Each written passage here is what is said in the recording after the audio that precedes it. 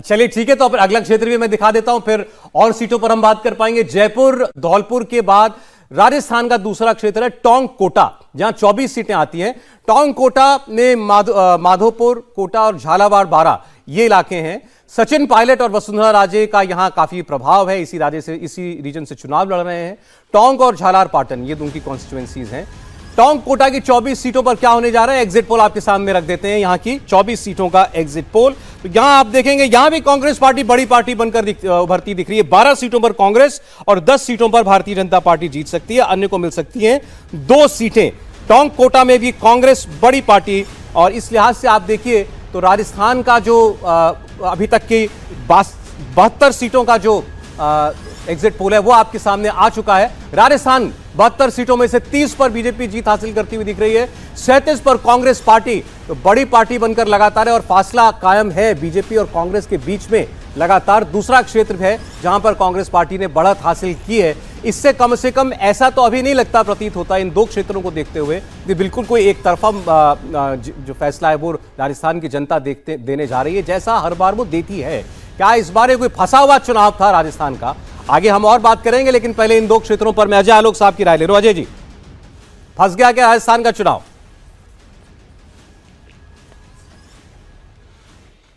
बिल्कुल नहीं फंसा है राजस्थान का चुनाव। राजस्थान में आप निश्चिंत रहिए, हम अभूतपूर्व मेजॉरिटी लाने जा रहे हैं। मैं फिर से एग्जिट पोल को अपनी ओपिनियन में बता चुका हूं, उस पर समय व्यर्थ नहीं करूंगा, लेकिन राजस्थान में हम एज पे तो शुरू से चल रहे थे आप ओपिनियन पोल्स के हिसाब से, लेकिन हम जानते थे कि हम बहुमत में आ रहे हैं और बहुत मजबूती से बहुमत में आ रहे हैं। तो आने दीजिए 3 तारीख को देखेंगे, तब तक देखिए आज तो नंबर्स का दिन है ना, तो आप अपना जो नंबर है राजस्थान का जो आप मानते हैं वो बता दें। मैं मान रहा हूं 135 प्लस हम रहेंगे राजस्थान में। 135 प्लस तो बिल्कुल बहुत कंफर्टेबल मेजॉरिटी है भारतीय जनता पार्टी की, जो वो दावा कर रहे हैं।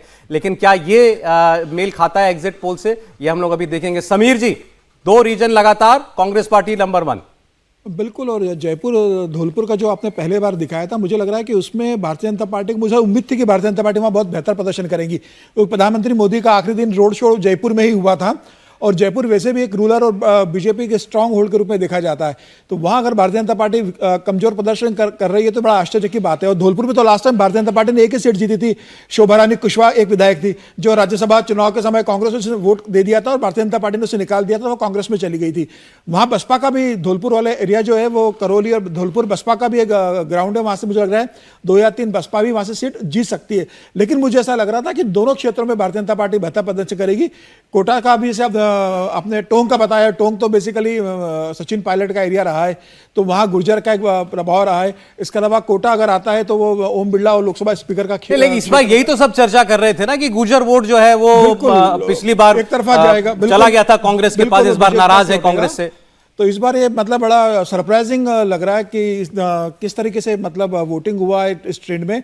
ये 2 मजबूत क्षेत्र है जहां से भारतीय जनता पार्टी को बहुत ज्यादा सीटें मिलना थी, वहां आपके लिए सरप्राइजिंग है ये?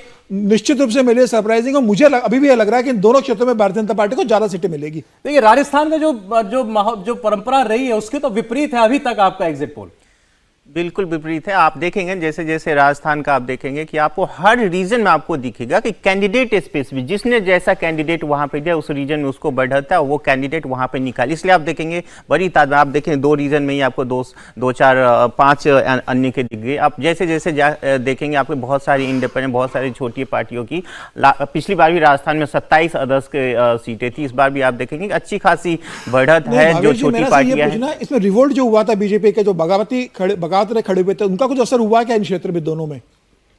देखिए अब वो कोई बड़ा मुद्दा नहीं है। बड़ा मुद्दा ये है आज की डेट में, जो हालांकि मैं पूरी फाइनल फिगर नहीं बता रहा हूँ, अभी फाइनल चीजें कुछ उस पर डिस्कस नहीं करे, पर एक चीजें जो है कि बीजेपी ने कोई एक बड़ा मुद्दा क्रिएट नहीं कर पाया जो एक दिखे कि बीजेपी के फेवर में उस तरह का माहौल। देखिए जब बीजेपी वहां पे आते, जैसे हम सभी लोग कहते हैं बीजेपी जब भी राजस्थान में चुनाव जीतती है तो वो 150, 60, 140 के आसपास लेके आती है, लेकिन वो दिख जाता है कि आप 150 सीटें लेके आ रहे हो। इस बार आपको वो चीजें, वो मुद्दा, वो जो एक तरह का कैंपेन कैंपेन था वो दिख नहीं रहा था। उस तरह आप देखेंगे बीजेपी जिस तरह उन्होंने स्टार्ट बहुत अच्छा किया था कि उन्होंने कैंडिडेट सिलेक्शन किया, वसुंधरा को आगे नहीं किया, लेकिन बाद में आप देखेंगे कि पुनर्मुस्को बाबा उन्होंने वसुंधरा को फिर उनके नाम से उनके जो फॉलोअर्स थे उनको टिकट दे दिया, जिसके वजह से जो एक टाइट फाइट दिख रही है अभी तक, जितनी भी आपको देखे टाइट फाइट या कहीं भी कांग्रेस आगे देख रहे, वो एक बहुत बड़ी वजह है कि कैंडिडेट सिलेक्शन में बीजेपी ने बहुत बड़ी ब्लंडर की है। मैं इसके बीच में एक बात ज़रूर कहना चाहूँगा। देखिए, तीन चीज़ें जो दिखाई देती हैं। एक तो राजस्थान में वोटिंग परसेंटेज बढ़ा। दूसरी चीज़ ये दिखाई देती है, अगर आप वैसे भी देखें, अगर वोटिंग परसेंटेज का डिवाइड भी करें तो लगभग 60 सीटें कांग्रेस की ऐसी है जहाँ पे वोटिंग परसेंटेज बढ़ा है जी, और 41 सीटें बीजेपी की ऐसी हैं जिसमें वोटिंग परसेंटेज बढ़ा है। तो उस हिसाब से भी हम देखें तो जो है ये माना जाता है कि जब वोटिंग परसेंटेज, मैं खैर इसमें बहुत विश्वास नहीं करता, लेकिन माना जाता है कि जब वोटिंग परसेंटेज बढ़ता है तो जनता जो है बदलाव के लिए वोट करती है। ये लेकिन ये कई बार मिथ साबित हो चुका है। दूसरा राजस्थान में दो तीन चीजें, एक मिनट में उसके बाद आप संदर्भ में करिएगा, उसके बाद आप एनालाइज करिएगा। मेरा ये कहना है कि देखिए, राजस्थान में हिंदुत्व का मुद्दा काफी ज्यादा था, ठीक है, उदयपुर की घटना के बाद। दूसरा, राजस्थान में महिलाओं ने बढ़ चढ़ के वोट किया। क्या वो महिलाओं का वोट जो है वो देखिए, मैं